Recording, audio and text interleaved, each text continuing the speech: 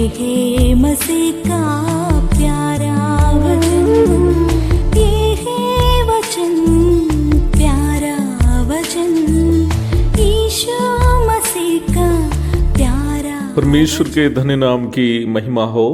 प्रभात मनन के सत्र 1623 में आप सभी का बहुत ही विनम्रता के साथ स्वागत करता हूं। आइए आज का मनन के लिए हम पढ़ते हैं तीतुस को भेजी गई पत्री, पहला अध्याय, पहली पद। पौलुस की ओर से जो परमेश्वर का दास और यीशु मसीह का प्रेरित है। कल के मनन में हम देखे थे कि पौलुस अपने आप को क्यों परमेश्वर के दास के रूप में परिचय कराया था। अपना परिचय के रूप में आगे पौलुस तीतुस से कह रहा है कि वह न केवल परमेश्वर का दास है बल्कि यीशु मसीह का प्रेरित भी है। कल हम देखे थे कि वरिष्ठ सेवकों को नौजवान सेवकों के साथ व्यवहार करते समय यह ध्यान रखना है कि अपने आप को उनके सामने कभी भी एक बड़ा बॉस या अफसर के रूप में प्रस्तुत नहीं करे। नए या नौजवान सेवकों को अपने सहायक या असिस्टेंट के रूप में नहीं बल्कि सहकर्मी के रूप में समझना चाहिए, ताकि वे लोग भी जब वरिष्ठ सेवक बन जाएंगे तो अपने साथ सेवा करने वाले नौजवान सेवकों के साथ वैसा ही व्यवहार कर सके। मैं इस बातों को कहते वक्त इसकी भी संभावना है कि कई लोग अपने साथ सेवा करने वाले नौजवान भाइयों के साथ इतना ढीला हो जाते हैं कि प्रभु की सेवा का गंभीरता भी वे लोग भूल जाते हैं। ऐसा करना परिपक्व व्यवहार नहीं है। जब पौलुस कहता है कि वो यीशु मसीह का प्रेरित है, उसका यह मतलब है कि उनके कांधों पर एक बड़ी जिम्मेदारी सौंपी गई है। प्रेरित शब्द का अर्थ सेंट अथवा भेजा गया है। जब कहता है कि यीशु मसीह का प्रेरित, उसका मतलब है सेंट बाय जीसस क्राइस्ट अथवा यीशु मसीह के द्वारा भेजा गया। तीतुस की पत्री का प्रथम मनन में मैं आपको बताया था कि इसका ये मूल संदेश है, अर्थात इस पत्री का ये मूल संदेश है कि Jesus Christ is our example अथवा यीशु मसीह हमारा नमूना है। यीशु मसीह सेवकों के लिए नमूना है, वैसा ही विश्वासियों के लिए भी नमूना है। जब पौलुस कहता है कि वह यीशु मसीह का प्रेरित है, उसका यह भी मतलब है कि प्रभु ने उनको भेजा है कि वह यीशु मसीह के द्वारा दिखाए गए नमूना को औरों के सामने दिखाए। फिलिपी 3:17 में पौलुस इस प्रकार कहता है, हे भाइयों, तुम सब मिलकर मेरी सी चाल चलो और उन्हें पहचान रखो जो इस रीति पर चलते हैं जिसका उदाहरण तुम हम में पाते हो। हम में से अर्थात सेवकों में से कई लोग अपने नाम के पीछे इवेंजलिस्ट, पास्टर आदि शब्दों को जोड़ते हैं।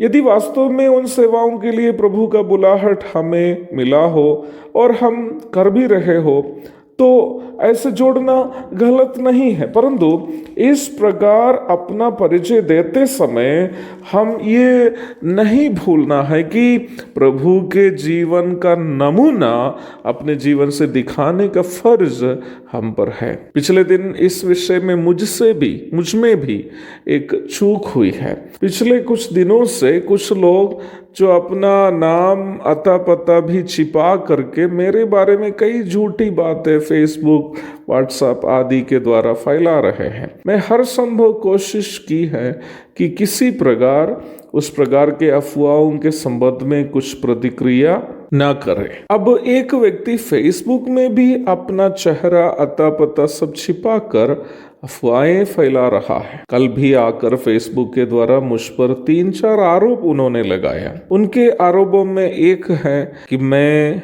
केरल में अपनी संपत्ति के लिए अपनी माँ के खिलाफ लड़ रहा हूँ। दूसरा आरोप है कि मेरे कारण मेरी कलीसिया के प्राचीन को दूसरा किसी ने थप्पड़ मारा। और तीसरा आरोप है कि मैंने कोई प्रचारक को थप्पड़ मारा। मैंने पूछा कि ये सब कब हुए हैं? बर्दाश्त करने की क्षमता समाप्त होने के कारण मैं उनसे ऐसा पूछ रहा था। मैंने उनसे बोला, मेरी विधवा माँ आज शाम में भी मुझसे बात की है, उनको तो इसकी जानकारी नहीं है। क्या उन्होंने तुमसे बोला?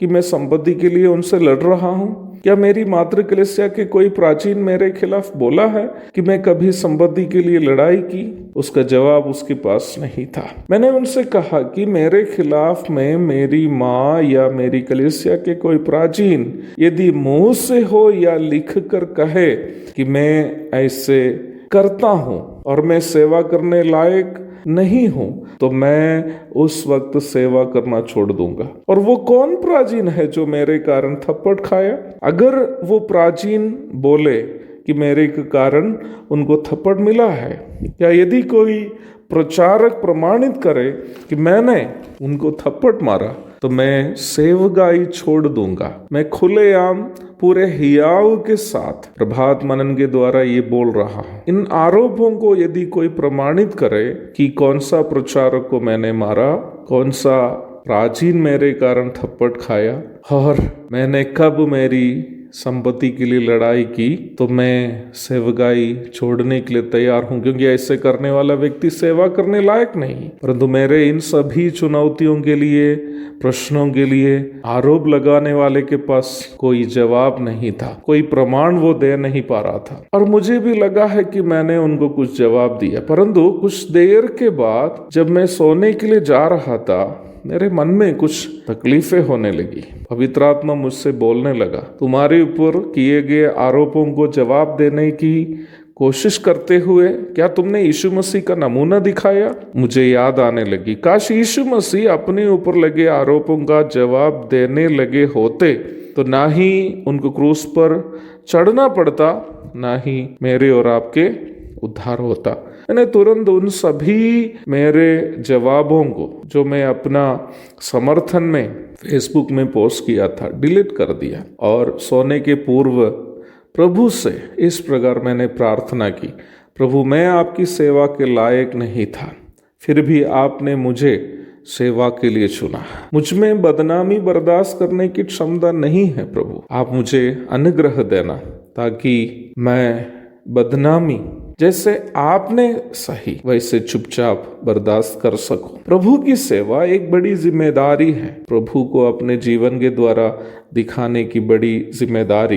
प्रभु के अपार अनुग्रह के बिना वो कभी संभव नहीं है। इसलिए मैं आपसे भी आग्रह करता हूं कि आप मेरे लिए भी प्रार्थना करें कि जब बदनामी होती है, लोग गलत गलत आरोप लगाते हैं, चुपचाप सहने की क्षमता मुझे भी प्रभु दे, ताकि थोड़ा बहुत भी प्रभु का जीवन अपने जीवन के द्वारा दूसरों के सामने प्रस्तुत कर सके।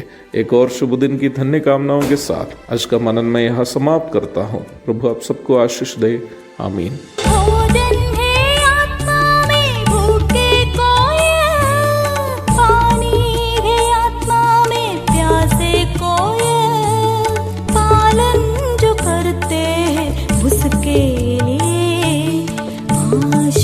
पाने का साधन है ये है वचन, प्यारा वचन, यीशु मसीह का प्यारा वचन।